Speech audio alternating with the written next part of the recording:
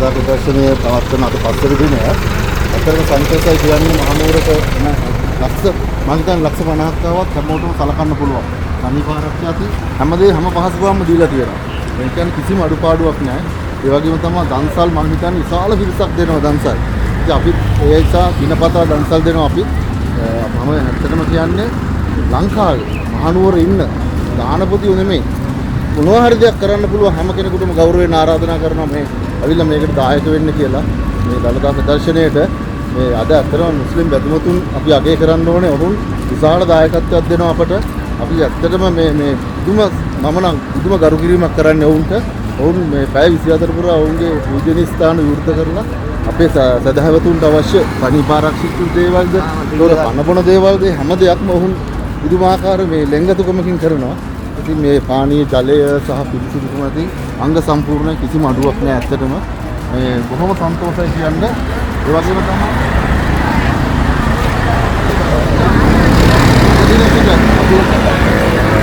දින 100ක් දළදා ප්‍රදර්ශනය කරත් අපි මේ දින 100ම අපි හැමදාම මේ දන්සල අපි පවත්වනවා. මොකද අපි මේ දන්සල පවත්වන්නේ ඉතාම මේ අධහැවත්කමේ මේක මම ගෞරවයෙන් ආරාධනා කරන්නේ මේ වීඩියෝ එකක් කරලා දාන්නේ මේ මහනුවරේ ඉන්න ගොඩාක් පිරිස ඉන්නවා මේ උදව් කරන්න කැමති. නමුත් එන්න වෙලාවක් නැහැ. ඔවුන් ඒ නිසා මම හැමෝටම කියන්නේ ඔබට ලැබෙන පැය භාගය හරි කමන්නේ වතුර බෝතල් 10ක් හරි කමන්නේ ගෙනල්ලා දෙන්න.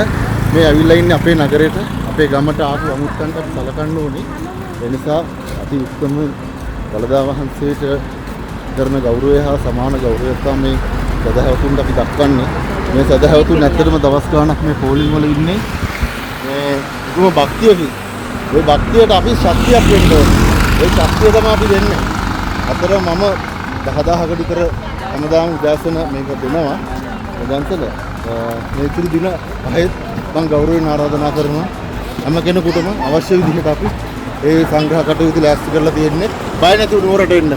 නුවර මිනිස්සු කෙලගුරු සලකන මිනිස්සු ඉන්නේ. බය නැතුව එන්න. දළදා වන්දින්න ඇවිල්ලා. හිත පිරිසිදුව වැඳගෙන යන්න. ඔයාලට අවශ්‍ය කන්න බොන්න සියලු දේ ලැබෙනවා. ඒ නිසා මෙවන් උත්තරීතර නගරයක දළදා වහන්සේ වැඩ ඉන්න නිසා බය නැතුව ඇවිල්ලා දළදා වන්දින්න. අපි ඉන්නවා ඔයාලට.